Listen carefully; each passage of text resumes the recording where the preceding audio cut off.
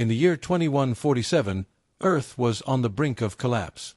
Climate change had ravaged landscapes, and wars for resources plagued the nations.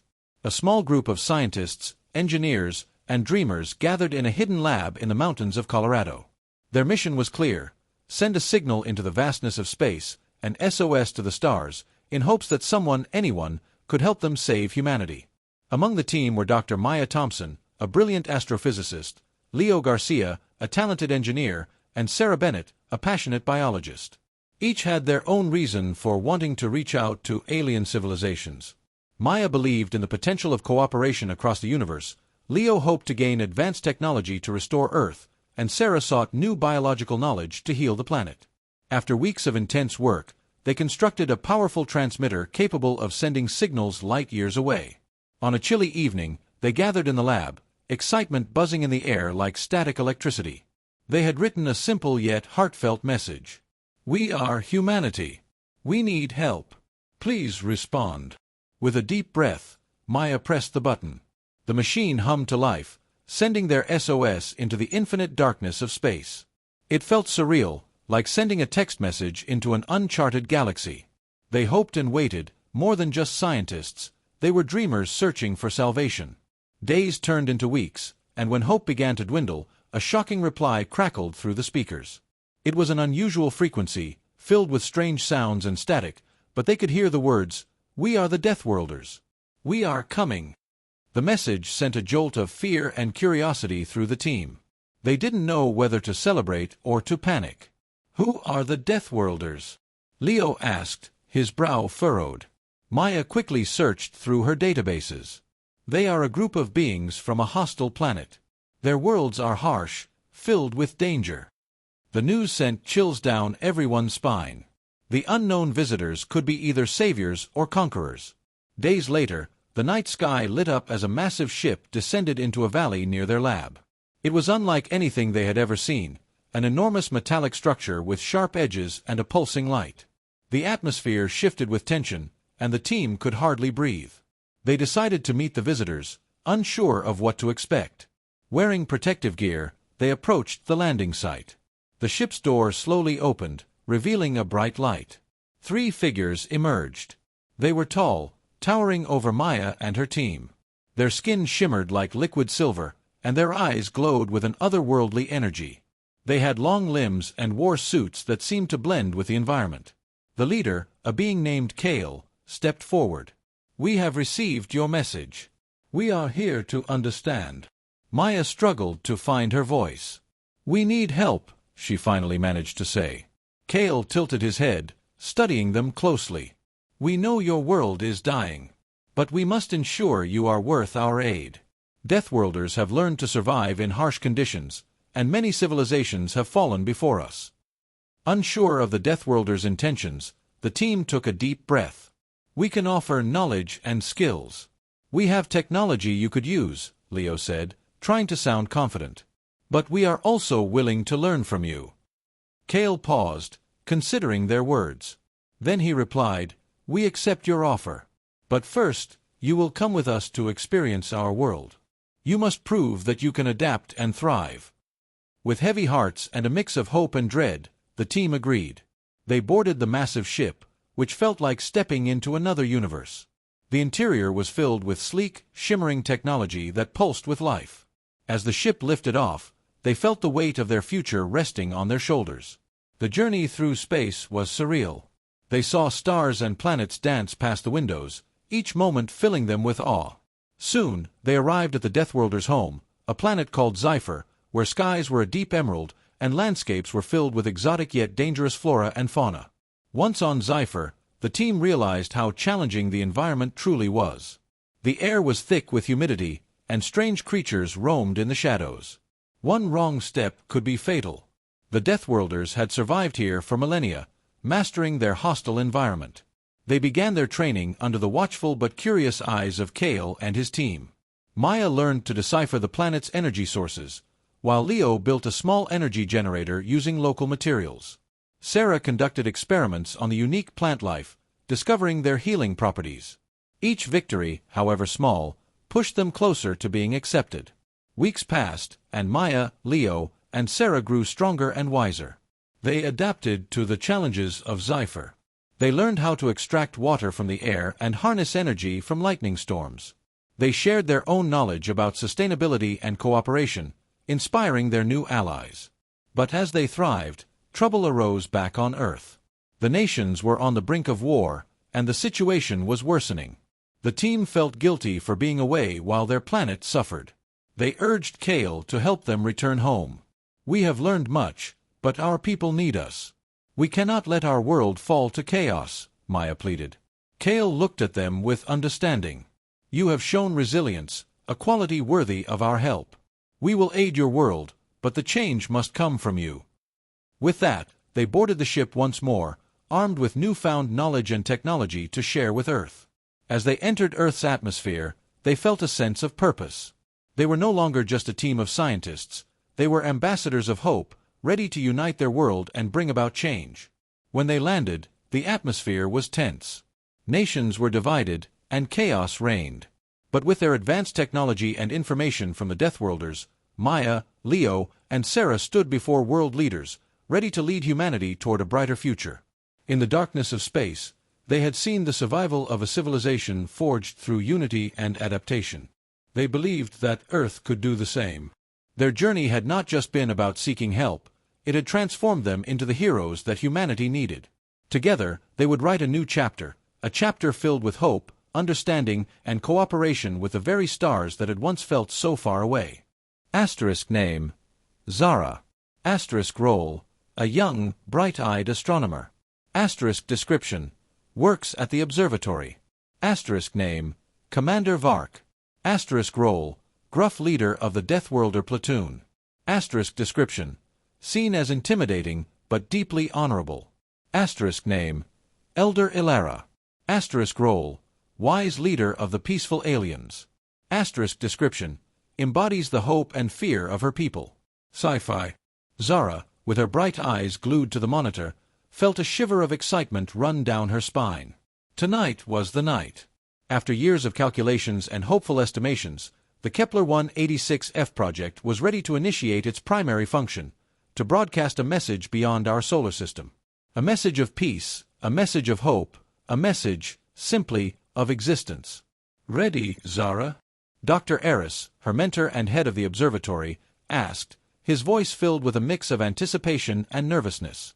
"Ready, Doctor," she responded, her fingers hovering over the activation button. The Kepler 186f project was humanity's grand attempt to reach out to the cosmos. The telescope array, situated in the quiet mountains of Chile, was not just for observing. It was a beacon, a lighthouse in the vast, silent ocean of space. Zara pressed the button. A powerful beam of energy shot out from the array, carrying with it a carefully crafted message. A universal greeting, mathematical theorems, and a simple map of our solar system, pinpointing Earth.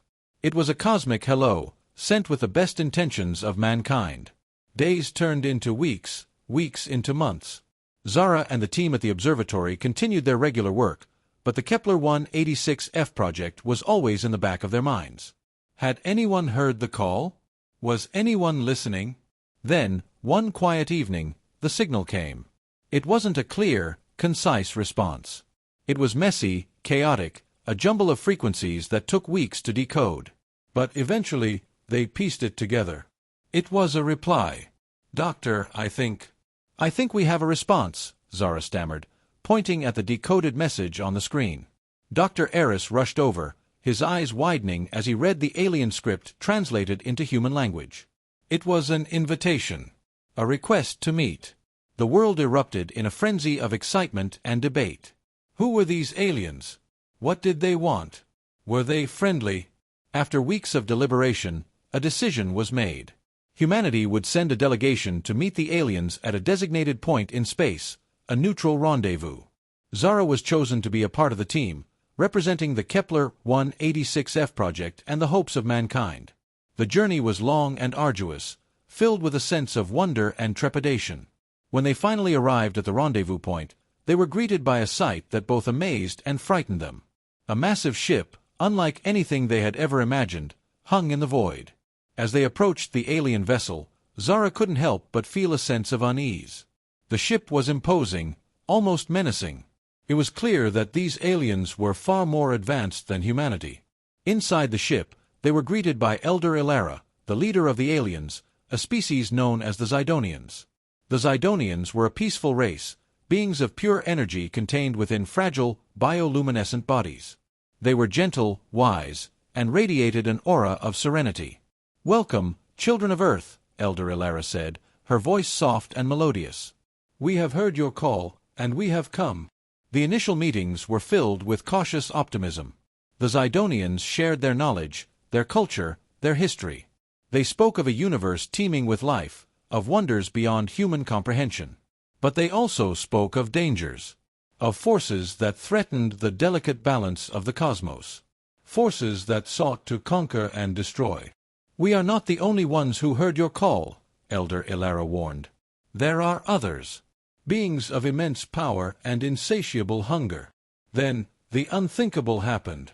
A fleet of warships, dark and ominous, materialized out of hyperspace. They were the Deathworlders, a race of ruthless conquerors who had terrorized the galaxy for centuries. They were drawn to Earth's signal like moths to a flame. "The Deathworlders have arrived," Elder Ilara said, her voice filled with despair. "They will not hesitate to destroy you." Panic erupted among the human delegation. They were outmatched, outgunned, and completely unprepared for a fight. Zara felt a cold dread creep into her heart. Had their message of peace inadvertently doomed humanity? Just when all hope seemed lost, a new ship appeared on the horizon. It was smaller than the Deathworlder warships, but it radiated an aura of raw power. It was a ship of the Protectors, a legendary force of warriors who stood against the darkness. From the ship emerged Commander Vark, a towering figure clad in battle armor. He was a Deathworlder, but one who had turned against his own kind. He had seen the horrors they had inflicted, and he had vowed to stop them. "Stand aside, Zidonians," Commander Vark said, his voice deep and gravelly. "This planet is under my protection."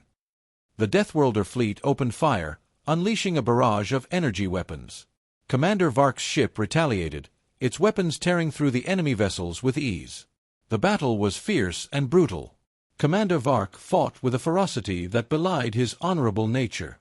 He was a whirlwind of destruction, cutting down the Deathworlders one by one. Zara and the human delegation watched in awe and horror as the battle raged around them. They were caught in the middle of a cosmic war, a conflict that could determine the fate of humanity. After what seemed like an eternity, the battle was over. The Deathworlder fleet was decimated, their ships scattered and broken. Commander Vark stood victorious, his ship battered but intact. "The Deathworlders will return," Commander Vark said, his voice weary. "But I will be ready for them." He turned to Zara, his eyes filled with a mixture of sadness and determination. "You have shown courage, child of Earth," he said. "But you must be prepared to fight. The universe is a dangerous place, and there are those who would seek to destroy you." With that, Commander Vark turned his ship and disappeared into hyperspace, leaving Zara and the human delegation alone with the Zidonians. The experience had changed them. They had seen the best and worst of the galaxy. They had witnessed the horrors of war and the power of compassion. Zara looked up at the stars, her heart filled with a mix of hope and fear. They had sent an SOS to the stars, and the universe had answered. But the answer was not what they had expected. They had found allies, but they had also found enemies. They had opened a door to a world of wonders, but they had also opened a door to a world of danger. The future was uncertain, but one thing was clear: humanity was no longer alone. They were a part of the galaxy, and they would have to fight to survive. As they began the long journey home, Zara knew that their lives would never be the same. They had seen the truth, and they could never go back to the innocence of ignorance. They were now warriors, protectors of their planet, and defenders of their people. The message had been sent, and the universe had responded. The adventure had begun. In the year 2237, Earth had reached a point of crisis. The planet was dying, plagued by climate disasters and dwindling resources. People struggled for survival in crumbling cities, and hope was fading like the last rays of the setting sun. A diverse group of scientists, engineers, and brave souls worked tirelessly at the Global Space Alliance, GSA, to find a solution. Among them were Dr. Maya Chen, an astrobiologist driven by curiosity, and Captain Raj Patel, a former space pilot with a heart full of courage. Desperate and facing inevitable extinction, Dr. Chen came up with a daring plan. They would send an SOS signal into space, hoping that intelligent life could hear them. The GSA had developed a powerful transmitter in their latest space station, positioned far from Earth. It could send the signal across light years, reaching distant stars. Captain Patel and his crew agreed to help. They gathered their equipment and boarded the spaceship, the Horizon. As the Horizon ascended, the team felt a mix of excitement and fear. Their mission was risky, but they had to try. When they reached the space station, Dr. Chen activated the transmitter. The signal pulsed out into the dark void, carrying their plea for help. Humans of Earth are in danger. We need assistance. Please come. Days of waiting turned into weeks. The crew busied themselves with small tasks, cleaning and maintaining the ship. They also took turns staring into the blackness outside, searching for any sign of a response. Then one fateful evening, an unexpected signal crackled through the ship's communication system. It was loud and clear, yet the language was unlike anything they had heard before. Dr. Chen and her team worked tirelessly, translating the strange sounds. With every passing hour, they became hopeful. What if this was the help they had sought? The crew soon learned that the signals came from a species known as the Dracon. They were notoriously strong and formidable, but also known to be fiercely honorable. The Dracon had a reputation for assisting civilizations in need, but their methods were rigorous. Would they be hostile or friendly? As the Horizon changed course toward the source of the signal, excitement bubbled within the crew. They weren't just passengers in their spaceship. They were pioneers making contact with a new species. Dr. Chen studied the Dracon more, seeking guidance in the ship's databases. If they come, we must show them we mean no harm, she insisted. Captain Patel nodded. We will respect them. We will show them who we are inside, our hopes, our dreams, and our will to survive. After what felt like an eternity, the ship emerged near a large, colorful planet. Its surface was filled with massive cities, towering structures, and shimmering oceans. As they approached, they spotted enormous ships, unlike anything seen on Earth. The gleaming hulls reflected sunlight like mythic creatures of the deep. Suddenly, alarms rang out on the horizon. Dracon scouts had noticed the ship and surrounded it with their own smaller vessels. The crew felt the tension, and whispers filled the cabin. Patel's heart raced. Stay calm, he instructed. They are only here to check on us. Moments later, a larger Dracon ship approached, and its hatch opened wide, revealing a towering figure. The Dracon was imposing, standing nearly 8 feet tall, with thick, muscular arms and skin that shimmered like polished obsidian. Its eyes glowed a bright blue, both beautiful and intimidating. Who dares contact the Dracon? It boomed, the sound echoing through the ship. Dr. Chen took a deep breath. I am Dr. Maya Chen, and we sent a message for help. Our home, Earth, is suffering. The Dracon surveyed them, assessing their intentions. Tension filled the air until it spoke again. We shall assess your need. We will not turn away those who show honesty. The crew explained their plight, detailing the climate disasters and the fight for survival on Earth. Captain Patel's voice was steady but filled with passion. We are a species seeking help. We have great potential and dreams to share. The Dracon listened intently, processing their words carefully. To help, we must understand your capabilities. Our ways of survival are different. Are you willing to adapt? Dr. Chen's mind raced. Yes. Whatever it takes. We can learn and grow together. The Dracon commander nodded. We shall put you to the test. They spent the next few weeks on the Dracon planet, participating in rigorous training and learning about their technology and culture. The Dracon taught them about sustainable energy, advanced farming techniques, and more efficient ways to manage resources. During this process, bonds formed between the two species. The Dracon discovered a joy in sharing their knowledge, while the humans were determined to absorb every bit they could. Most importantly, they shared stories of their lives, struggles, and victories, finding unity in their diversity. As the humans and Dracons collaborated, a plan unfolded. They would combine their technologies, creating a blueprint for saving Earth. They built machines that could be used on the planet, capable of reversing damage done to the environment. For the first time in years, hope flared in the hearts of the crew. After months of preparations, it was time for the humans to return to Earth. The Dracon stood tall beside them, watching with steady eyes. "We will aid you from afar. You will not walk this path alone. Remember, honor and cooperation strengthen bonds." Captain Patel looked at Dr. Chen, and they both felt a surge of gratitude. They had not only found help from the stars, but also a newfound belief in their potential. As the horizon soared back toward Earth, the crew felt a sense of purpose. They carried with them a treasure of knowledge and a promise to rebuild their world. No longer was Earth alone in the universe. The stars had answered their call. Hope had returned, and this was only the beginning of a new chapter. Back on their home planet, they worked tirelessly with the tools and ideas they had learned. Together, humans would fight to restore their home, proving that even in the darkest times, the light of hope could shine through, especially when the stars answered their SOS. Genre: Sci-Fi. They sent an SOS to the stars, then the Deathworlders arrived. The Kepler 186F colony was never meant to last. Nestled on a planet remarkably similar to Earth, it was humanity's first real attempt at interstellar colonization.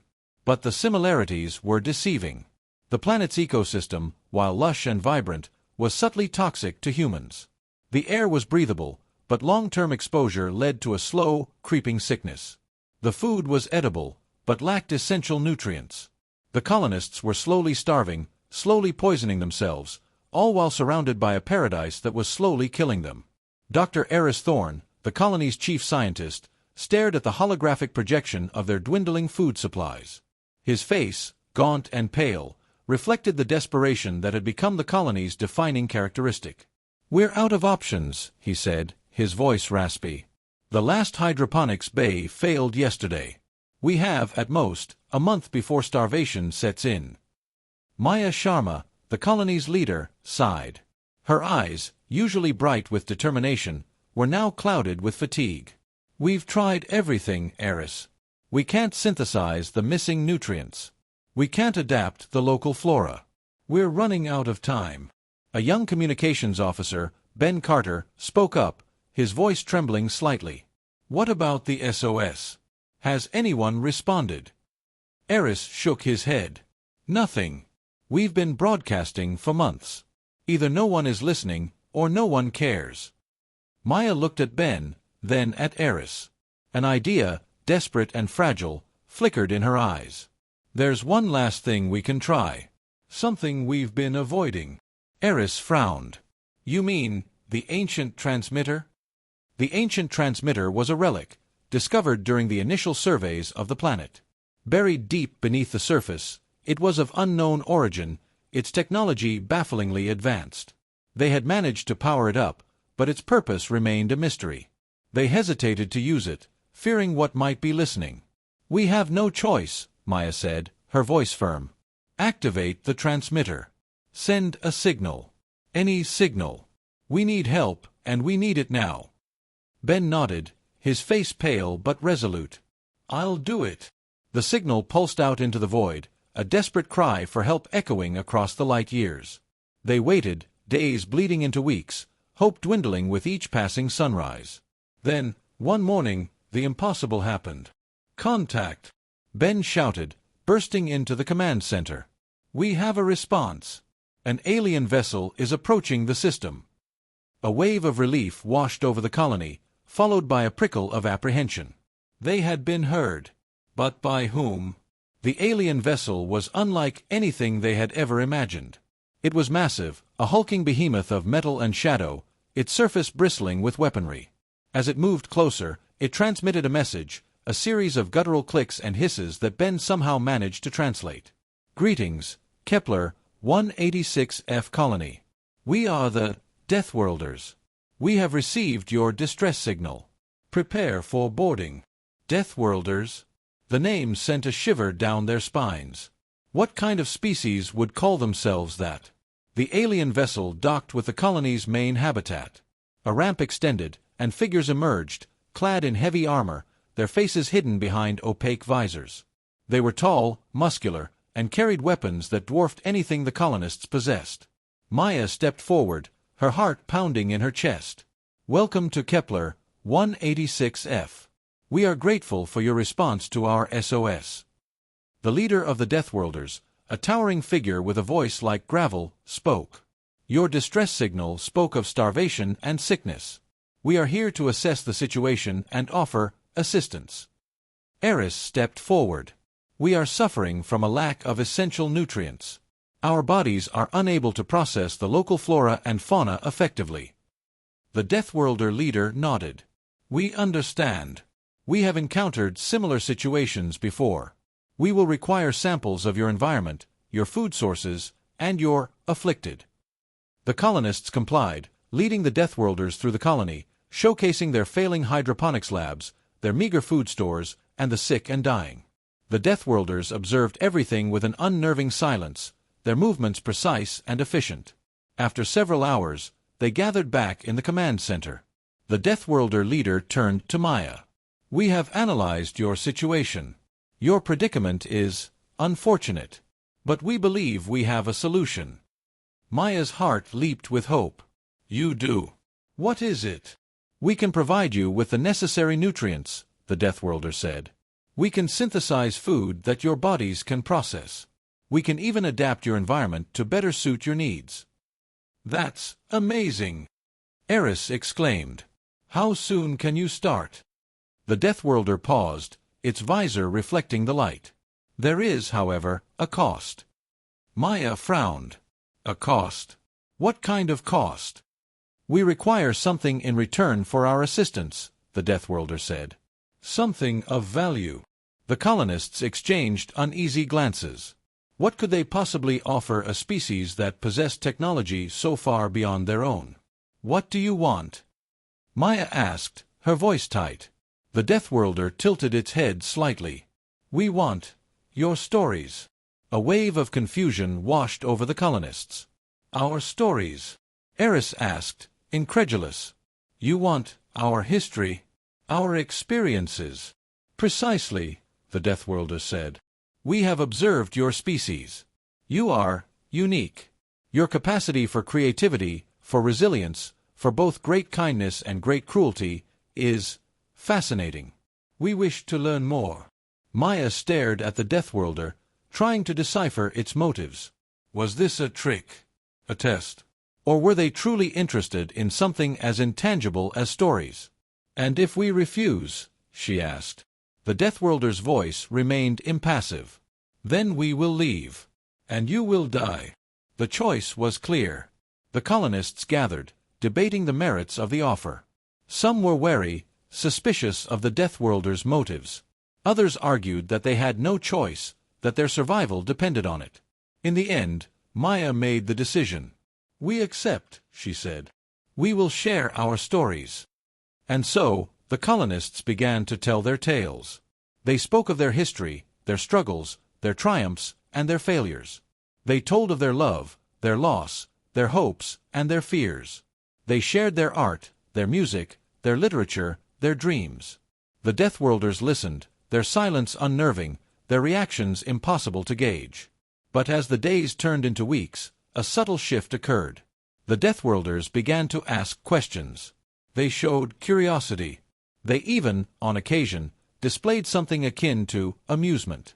And true to their word, they began to help. They synthesized nutrients, adapted the environment, and healed the sick. The colony slowly began to recover, its hope rekindled. One day, the Deathworlder leader approached Maya. "We have learned much from your stories," it said. "You are a resilient species. You possess a spark that is rare in the galaxy." Maya smiled, a genuine smile for the first time in months. "Thank you. We will continue to assist you," the Deathworlder said. "We will share our knowledge, our technology. We will help you to build a future on this world." Maya looked at the Deathworlder, at the towering figure in its heavy armor, and a sense of wonder filled her.